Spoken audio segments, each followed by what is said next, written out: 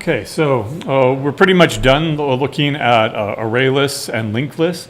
But to wrap it up, I thought we'd look at some variations on everything that we've done up to this point, including what you do in practice, right? In practice, you don't actually write your own data structures unless you really have to for some very good reason. But otherwise, in Java, right, we use the list data structure that's already been given to us. And in fact, that's an interface. And then we also have implementations, array list, right, of elements of type T, and linked list, linked list of elements of type T. In our demonstration, I call them all my linked list or my array list, and that was to distinguish them from the ones that you should be using. Now, towards the end of the semester, your last assignment actually has you implementing a sorted list. And you are not allowed to use these because, of course, we want to see you actually implement your own version. And that's where unless you have to, comes in, right? As an exercise or something like that. But in practice, you would never actually write your own linked list or your own array-based list. You would use what's built into the to whatever framework you're using, right? Some other variations that we didn't do, right? You could also keep track of a tail, right, element in a linked list, right? And another variation would be that you can keep track of a previous value in a linked list, right?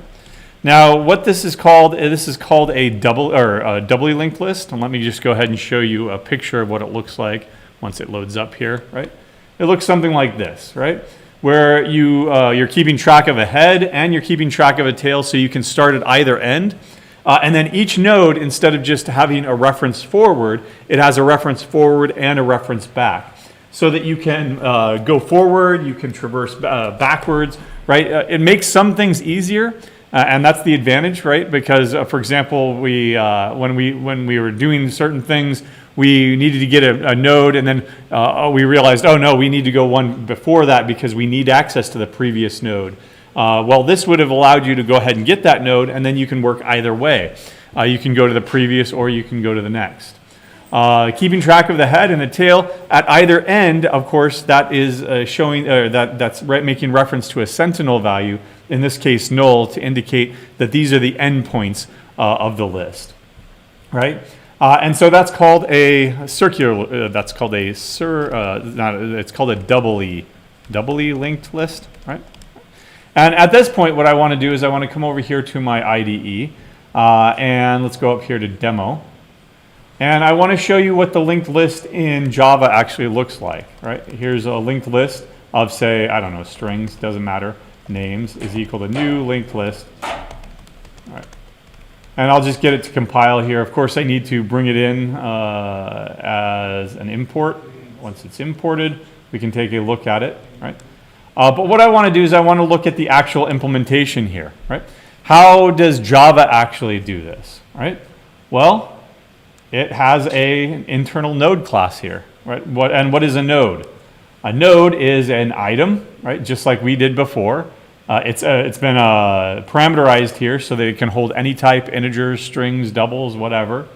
But it also has a reference to a next and a previous, right? And let me go back to where we started there. And it's keeping track of a first element and a last element, right? So the actual implementation in Java is a doubly linked list that keeps track of both a head and a tail item here, right?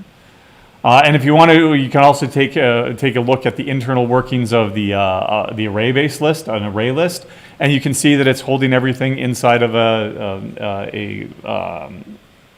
traditional old array, right? And then it's also got an expand and contract, grow and shrink, I think is what they call it. So basically, the entire process that we just looked at of designing our own lists, basically we were redesigning what was available in Java, but in a stripped down manner, right? Because we didn't do everything that was in Java, right? And again, the advantage here is that you can traverse in both directions. There is a disadvantage, of course. It's twice as complex to implement because anytime that you're inserting a node, for example, you have to keep track of 1, 2, and then 3 and 4 reference shuffles instead of just potentially 1 or 2 of them. Right? Another variation is what's called a circularly linked list. A circularly linked list, the tail doesn't point to a sentinel value null. Instead, it wraps around back to the beginning. Right? And let me go ahead and show you a picture of that. All right. There we go. All right. And so instead of the tail going to a null value, it points right back to the head. And we do keep track of the head because, of course, we need to keep track of at least one of those elements. Otherwise, we don't have a reference to the list at all. This comes in handy sometimes if you ever need a data structure where you're going around continuously in some sort of pull loop and you're processing that data, instead of starting all the way back at the beginning. Right? Once you get to the end, then the next one is the beginning. Right? And so you can use that for any circularly linked, circular data structure that you'd like. There are 2 other variations that I want to talk about. One of them is an unrolled linked list, where each node may contain an array of elements instead of just one element. The way that we designed it, the node only contains one element. But you can actually put an entire array inside of that node, and it would look something like this. Right? So in this case, each node contains m elements. And then there's a reference to the next, right? And then there's m more elements, and then there's a reference to the next, etc. Right? And this is kind of a hybrid between the two, right? It's not purely just one big giant array. It's a collection of arrays that are linked from one to the next, right? And of course, if you set m equal to 1, then you have a pure linked list. If you set m equal to however big you want, then you're at an array list, right? And it's a compromise between the two. Generally, what you would do in this situation is you would optimize m. Maybe you would optimize it to 1K or whatever a page is. A page is when something is loaded into memory, right? From a lower memory, from a RAM up to a cache or something, in order to minimize the number of cache misses. Instead of having to load something up every single time, you would load up one page at a time, right, and traverse through that, and it would be optimized for a lot of operations. Right? The last one that I want to mention is that there are these things called skip lists. Okay, and skip lists take their name kind of from trains, like a train situation where. Let me show you a picture here. Here's a skip list, where what you have down here is a regular old linked list. If you think of this as a train, right? It's called the local. It stops at every single location, right? But if you want to get from, say, station 1 all the way to station 10, I don't want to stop at stations 2, 3, 4, 5, every single station. What I'll do is I'll take an express, right? So if I start at 1 and I go to take this express all the way to 4 here, then that means that I skip 2 stops, right? It's faster to get there, right? And then maybe, how do I get to 10? Maybe I would have taken this one instead, right? I would have taken this one with fewer stops, and then I would have to get off at stop 9 in order to take the local to actually get to my destination 10 here, right? And you can imagine that if you just added every single possibility, right, that's going to be quadratic, because if you go from 1 to 2 and 2 to 3 and 1 to 3, et cetera, right, then there's going to be it's not an exponential number of connections, but it's n squared number of connections. And now your performance kind of degrades, right? If you just have a regular old linked list, then you only have a local here. In other words, you don't have random access. It's not like an array list where you can start at the beginning and jump to any location using random access, because it's just simply a memory offset. This one is it kind of gives you a little bit of random access. Starting at the head, I can always jump to 4 if I wanted to, right? For free by just doing one traversal. Or I could jump to 5, jumping to, I guess, 4 here would be 2 traversals, something like that, instead of 4 traversals, right? So it saves you on some things, but then if it gets too complex, then it actually degrades the performance. But that is another variation called a skip list. Okay, let me go ahead and get rid of all of these. And what we're going to look at next are not variations, but they are different data structures, right? So list-based data structures. Right? And we're going to understand why they're list-based here in a second. The first one that we're going to look at are called stacks, okay? Now, you've probably seen stacks before. If you've ever taught, from CS1, you probably looked at program stacks, where a function calls a function calls a function. There is this thing called a stack, and each one of those function calls creates a stack frame on top of a stack frame on top of a stack frame, okay? Let me go ahead and draw you a picture here. The way that we usually depict stacks is a trough, or whatever you want to call it. There we go. All right. There's my stack. And this is the bottom. And then this is the top. And there are two operations that we do with a stack. If we want to put something on the stack, we only work at one location here. And that's called a push operation. We push something on top of the stack. If we want to take something out of the stack, then that's called a pop operation. Okay? And we only ever work from one end at the top, right? So if we were to push, say, 10, 20, and 30, right, then that means that 10 would get pushed down here. And since we're only working from the top, right, when we push 20 here, where's my grab tool? There we go. When we push 20, it goes onto the top, and now it's on top of 10. Oops, 20. Oops. Right. When we want to push 30, we do the same thing, but again, it's on the top. So it comes in the top and then it slides down right there. Okay? Now, when we pop things, then they're in the reverse order. This is why it's called a LIFO data structure. The first ones to actually go in are the first ones to go in are the last ones to come out. So in other words, the last ones that we put in are the first ones to come out. Right? So it's a LIFO data structure here. If I were to pop, then what would come out first? 30. Then what's at the top of the stack now? 20. Now what's at the top of the stack? 10. Right? So in other words, the order that they went in is the reverse order of when they come out. And you can, if you remember this from Computer Science 1, when you're making a call to a function to a function to a function, that means that that's how it keeps track of breadcrumbs, right? You go from function A to function B to function C. How do you know where to return after that function is done? Well, it's in the reverse order here, right? From function C, you go back to function B and then continue in executing. From function B, you go back to function A and continue executing. Right? And so this is a stack. It's a LIFO data structure. And we'll come back to this here as we explore this a little bit further. But stacks are restricted access data structures, right? And let's understand that a little bit more before we continue here. Collections, say lists, sets, etc., maps, whatever you want, are unstructured, right? Data structures. They just hold things, stuff, I'll say, right? You can impose an order or a structure on a list. One way of you doing this is, we're going to explore this further, but you probably did it in CS1 already. How do you impose an order on a list? You sort it. Right? And that will give it some sort of structure, some sort of order, right? However, there's an alternative. Right?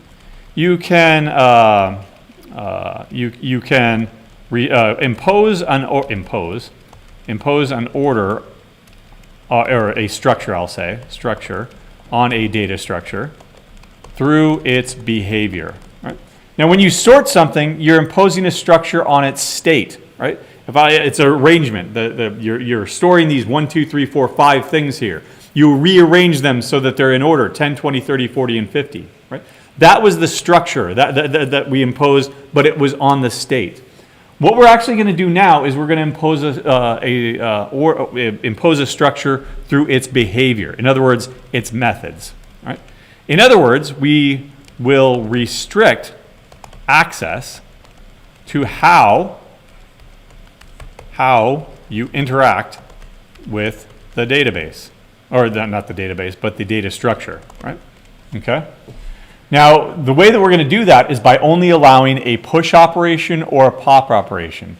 We're not going to allow an arbitrary insert it wherever you feel like, right? Because that's not a stack. If you imagine it as a stack of dishes, can you take the dish from the bottom or from the middle or something?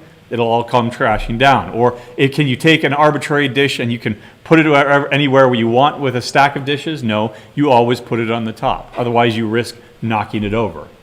We're going to impose an order on this data structure, or a structure on this data structure, by restricting your access or how you use it, okay? And we're going to do those two basic operations, the push and the pop operation, right? Push adds an element to the top of the stack, and there I have quoted it, top, because there's really no orientation, right? If I take my iPad over here and I turn it upside down, right, there's really no top of the stack or bottom of the stack. It's just a convention. And then pop will remove and return the element at the top of the stack, right? And again, this is why stacks are LIFO data structures, because the last one to go in are the first ones to come out of the data structure, okay? And again, the way that we're going to do this is through its public interface. In other words, the publicly facing methods, okay? All right, so let me come over here and go ahead and get rid of everything we've done, except for the demo. Oh, okay, we'll bring back demo here. Let's do this. Okay, and let me go ahead and get rid of all this. All right, there we go. All right. Now what I'm going to do is I'm going to create my own stack here. And yes, there is a stack, not directly in Java, but there is a stack implementation that we'll talk about at the end. But what I want to do is I want to create my own for demonstration purposes for now. And I will call it, I'll call it stack. Right? And I'm immediately going to parameterize it because I want this stack to hold integers or doubles or strings or whatever. Okay. Now, how do we implement this stack? We'll come back to that. First, let's design the interface because this is a restricted access data structure. I'm only going to allow you access to those two basic operations. You're not going to be able to arbitrarily insert an element. You're not going to be able to arbitrarily retrieve an element. Instead, you're only going to be able to push and pop at the top. So public void push. So this adds an element to the top of the stack, an element of type T. Okay. Let's go ahead and document that. Add or pushes, that is adds the given element to the top of this stack. And again, top, there is no top, there is no bottom, but for visualization purposes, we call it the top. Okay? And then public T pop. Right? We're going to remove and return the element removes and returns the element at the top of this stack, okay? All right, so that's my interface. That's the design of the interface. Maybe there's other stuff that we want to do later on, especially a constructor, but now I need to ask you, how do I actually implement this, okay? Well, it's a list-based data structure, right? So what I want to do is I want to reuse what we've already had. Now, one way that I could reuse the list that we've already implemented is by extends, say, my linked list. What would the advantage there would be that I would inherit all those methods, add, remove, right, et cetera, et cetera. I could add an element to an arbitrary location. I could do all that stuff. But does that sound like a stack to you? Let me show you what happens over here in the demo. Let me go ahead and, let's see, let me return null here for a second just so that it compiles. There we go. And I'll create a stack over here now that I have it. Stack for integer s equals new stack. There. Now, because it inherits all those methods, s dot add element at a particular index. I could add 10 to an arbitrary index here, 42, right? Does that sound like a stack to you? No, that's an unrestricted data structure. You can add an element wherever you want. You can go ahead and add an element at the middle of your stack of dishes, and now it topples all over, right? That's not a restricted access data structure, right? So I can't simply just inherit all those methods, even though some of them would be very, very useful. Right? Instead, what I'm going to do is I'm going to, if you remember in our discussion of object-oriented programming, prefer composition over inheritance. I want to do some code reuse, but I don't want to lock it into this hierarchy, because the hierarchy means that it's not a restricted access data structure anymore. It inherits all that stuff from the superclass. But I do want to reuse all that functionality. So what I'm going to do is I'm going to make a private list, and here I'm going to Java's list. I'm not using my lists anymore. And I'm going to call it underlying list. Spelled correctly. There we go. Now, this is composition, because the stack class inside of it owns another list instance. Right? We call this a thin wrapper. We've got this nice data structure right here, but there's some things in it I don't want. I don't want to arbitrarily add elements to the bottom of the stack or in the middle of the stack or something. So I'm going to wrap it up in a thin layer of wrapping paper. And what I'm going to do is I'm going to restrict access to that underlying data structure through the push and the pop methods in this case. Right?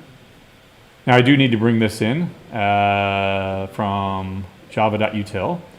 But now that that is my, that's my implementation, that I'm preferring composition here, I can actually create the constructor now, stack.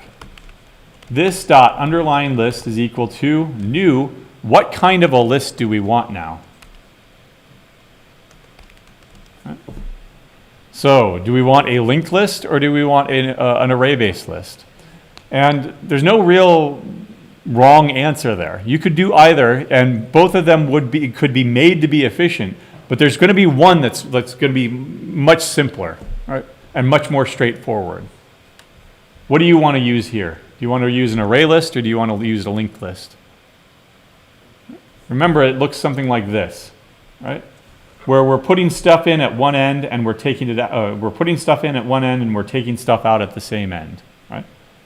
So I'm always, if you want to, you can go ahead and take take this and then let's see, turn it. I think I can do this. No, I can't turn it. How do I?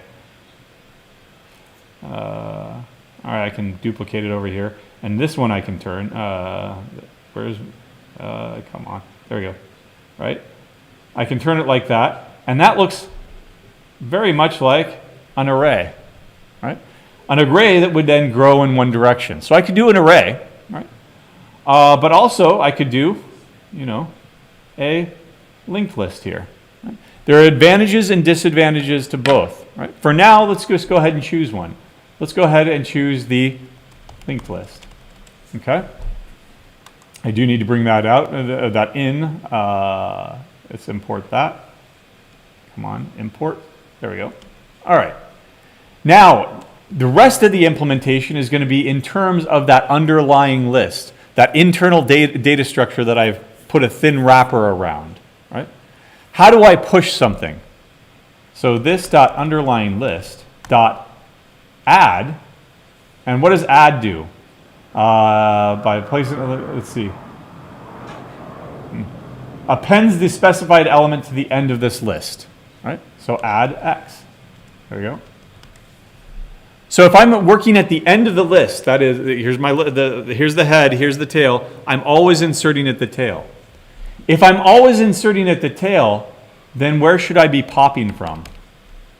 This dot underlying list dot get. Which one should I get? An arbitrary one at any index, the first one, or the last one? Those are my options. So if I'm always inserting at the end, where should I be popping from? Also the end. All right, there we go. Let's see if it works. I can't add elements anymore. Instead, I push. I can push 10. There we go. And let's go ahead and push 20, 30, 20, and 30. Now let's also go ahead and pop them. System.out.println s.pop. Now if this works and we're consistent about it, then what order should they come out in?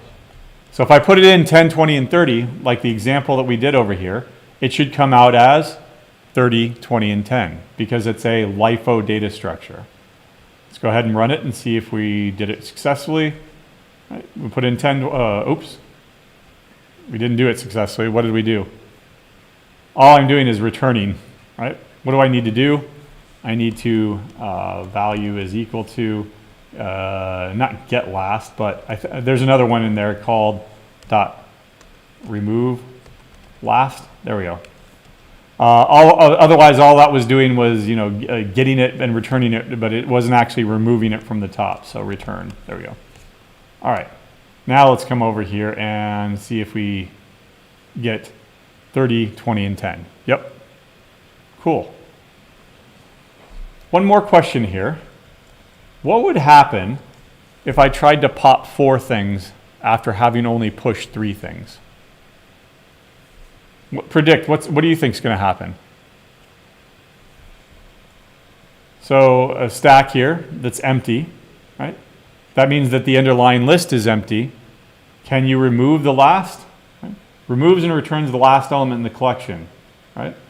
Throws a no such element exception if this collection is empty. So let's see that in action here. No such element exception, right? There we go. No such element exception. Linked list. What the hell is a linked list? I'm working with a stack here. Remember that this is that thing called a leaky abstraction, right? That because I've used a linked list as my internal object, my internal data structure, and I put a thin wrapper around it, I don't want to know anything about that thing inside, right? Because I don't want to leak to the that information out to the outside world that this in fact was a linked list or an array-based list or something like that. So we need to add code here to prevent that. All right. If you are going to pop from an empty list, right? First of all, you need a way of determining it if it is empty. If this stack is empty, ... then I should, handle the error here, ... All right, the first thing I want to ask is, how do I determine if a stack is empty or not? Well, it's always in terms of this .underlying list. And if that's empty, then the stack is empty. In fact, that seems like such a nice thing to have. Let's go ahead and add that. Public Boolean is empty. And I'll simply return this .underlying list is empty. If the underlying list is empty, then this stack is empty. If it's not empty, then the stack is not empty. Okay? And in that case, what I'm going to do is I'm going to update my code here to just simply ask that question of the other function there. Right? Now, how am I going to handle this error? Right? What's one thing that I could do? I could throw an exception. Throw new runtime exception. But now it's in terms of a stack. You cannot, you cannot pop from an empty stack. All right, there we go. And so when I try that over here now, I'm not leaking any information to the outside world that in fact there was a linked list underneath, right? All I ever see is stack and pop. All I ever see is the message that says that you cannot pop from an empty stack. What is an alternative? What if I didn't want to throw an exception? That's option 1. Right? What's another option here? Well, I have to return something, right?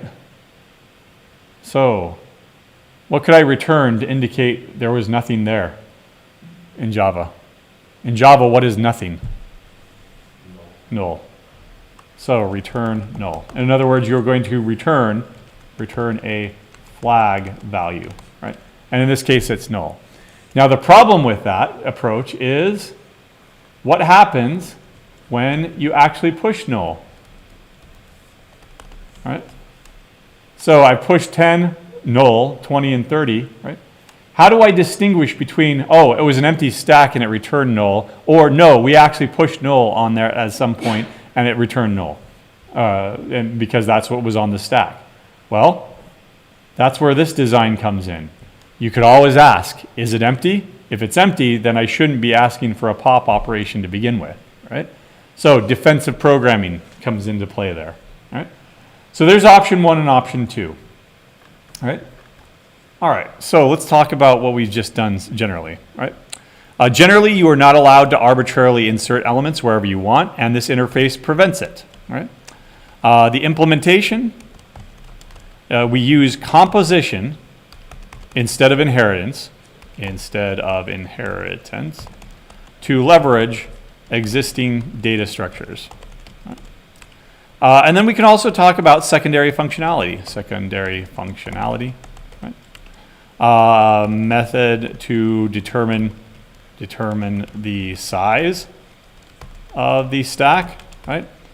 A method to determine if it is empty, right?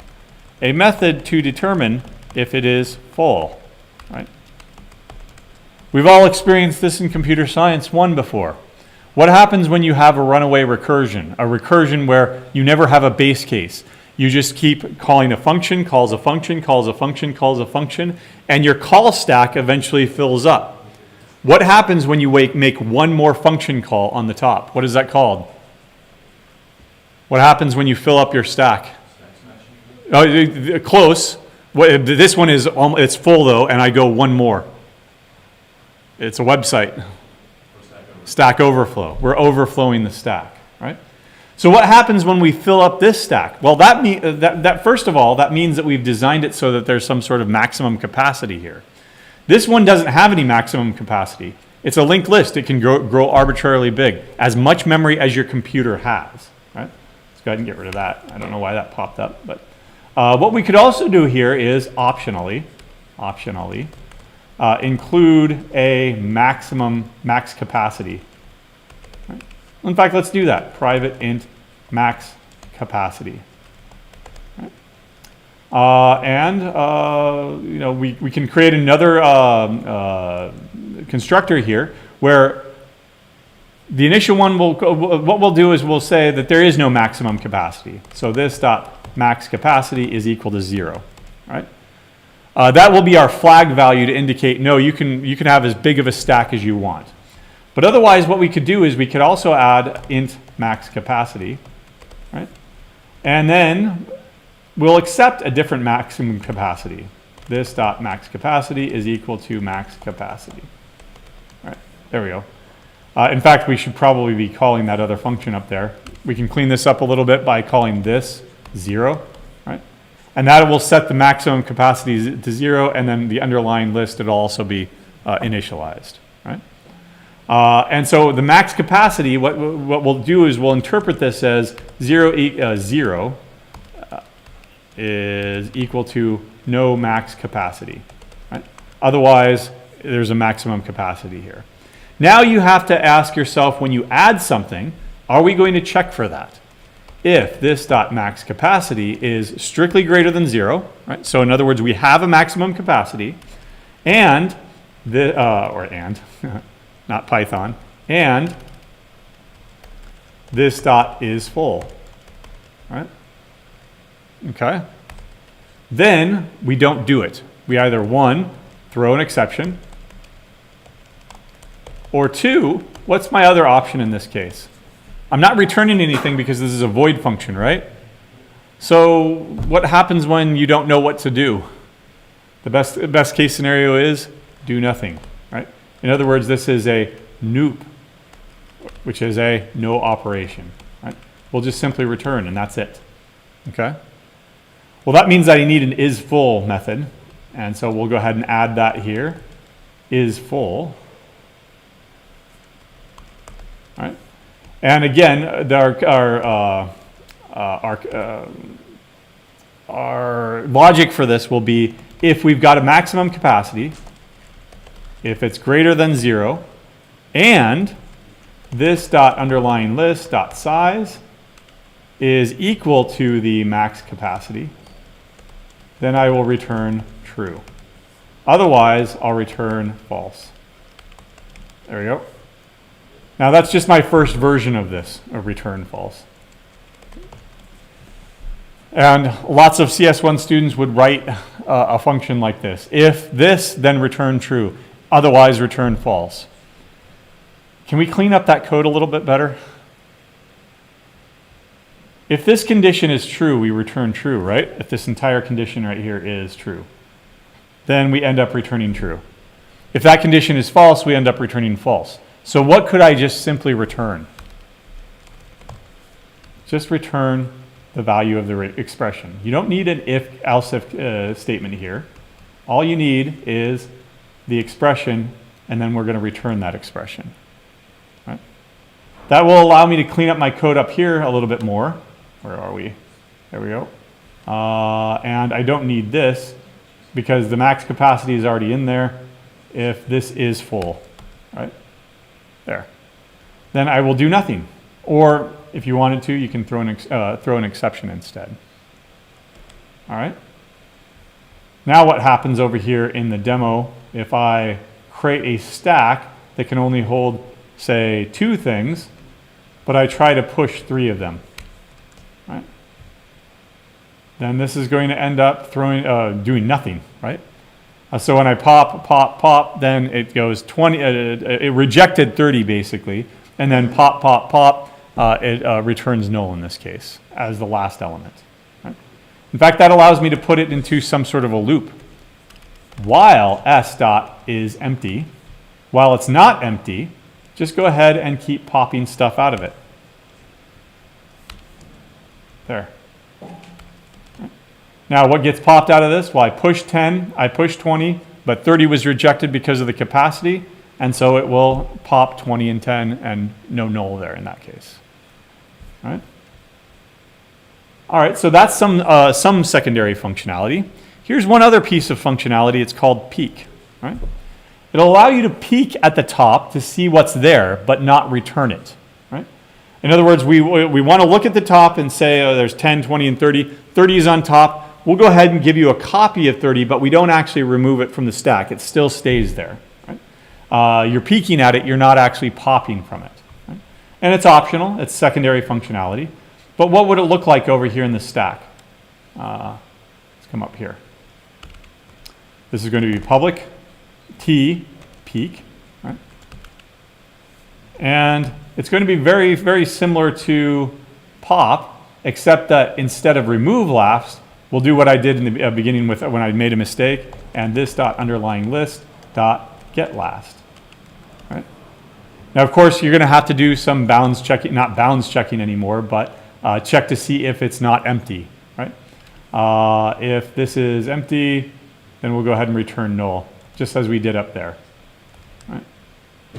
So if it's empty, we return null. Otherwise, we get the last. Right? That allows me to look, but not remove the element from the top of the list. Let me try this. Oops. There we go. What's going to happen here? 10 and 20 are on the stack. While it's not empty, I'm going to peek and get 20. Is it empty yet? How many elements are still in there? Still 2.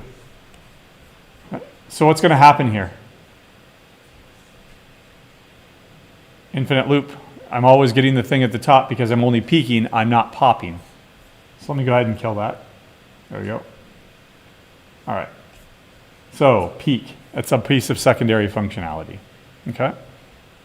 And there are some variations on this that we'll talk about at the towards the end. But otherwise, the cousin or the brother or sister, whatever you want to call it, to stacks are called queues. Right? A queue is not a FIFO data structure or a LIFO data structure. It's a FIFO data structure. The first one in is the first one out. And the name comes from queues, right? Well, what is a queue in real life? A queue in real life is a line, right? So in this case, what we're going to do is we're going to depict it as open on both ends and horizontal here, right? And this is a queue, right? Just like a line at the bank or a line at the grocery store or whatever, you enqueue yourself at one end, right? Oops, that's not what I want. Let's go ahead and get rid of that. There we go. So we enqueue things on one end, and then we dequeue them from the other end. DQ. Right? So if I were to insert, or NQ, the following elements, 10, 20, and 30, the way that that works is 10 goes in first, right? So it's NQs and it goes to the head of the line, right? In fact, that's the head, the start of the line. Or sometimes people say the start actually starts at the back, but we'll go ahead and call this the start of the line, right? 20 goes in next and has to wait its turn because this is a proper line. We're not going to allow line jumpers yet, right? That is a variation, but we'll talk about that later. And then finally 10, 20, and 30. Again, that order was 10, 20, and 30. Right? Now, when I DQ, what order do they come out in? Right? Well, first of all, 10, because they're next in line, then 20, then 30. Right? In other words, the same order that they went in is the same order that they come out. Right? We'll talk about applications later on, but let's take a look at what an implementation would look like. Right?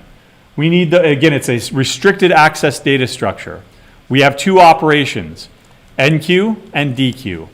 NQ adds an element to the end of the queue, and DQ removes and returns the element at the front of the line, at the front of the queue. Okay. So again, I could make the same mistake I made before and put it into an inheritance hierarchy, but I learned from that mistake immediately, and I don't want to do that. Right? Instead, we'll steal the idea from here, and we'll go ahead and create a new class called a queue. There we go, T. And it is spelled Q-U-E-U-E, right? And I'm going to also have an underlying list over here in the queue. Right? Now, what kind of list do we want here? We'll wait for that. Maybe on Monday. But what I want to do just to finish up today is let's go ahead and design the interface. So, and maybe even implement the interface. Public T DQ. Right? So I need to return the element at the front of the line. So, oops. Removes and returns the element at the front of this queue. All right. And then the other one is going to be NQ. So void NQ. And here I do need an element here, TX. Right? And what this is going to do is it's going to insert the given value at the end of this queue. Right? I don't even need to know what the underlying list is. How could I interact with it? This dot underline list. Where are you going to NQ it? So here's my list. Do you want to NQ it at this end or do you want to NQ it at this end? This end is the beginning, right? And this end is the end. So I'll go ahead and add, I don't know, at the end. Right? That's what we were doing in the picture here, right? This is the end of the list, and this is the start of the list. So in other words, adding will just simply be at the end. Right? But now what about dequeuing? Return this dot underline list dot remove. Oops. Let's look at our options first. Dot remove. Do we want to remove an arbitrary value? Some lucky person in the middle of the line, they get to go next? No. Do we remove the first or do we remove the last? What if I were to remove the last? That is a stack. Right? This is a queue where we are working from the other end. The next one up is the next one to get served in this line. Right? All right. Let's make. I'm not going to be able to run this. I'll run this on Monday instead. But now, for the weekend here, I want to ask you the question of which one should we use now? Should we use an array-based list or a linked list? So this dot underlying list equals to array list of elements of type T, doesn't matter, or a linked list. Right? Now here it starts to matter. right? And hopefully you understand why it matters, and if not, then we'll cover on Monday why it matters. Right? One of these is a bad choice or less than ideal choice, and one of these is the ideal choice. Okay? So we'll discuss that on Monday. Otherwise, remember assignment 4, your database implementation design, your 12 queries, your mock data, and your image of your ER diagram are all due tonight. Okay? All right, have a good weekend.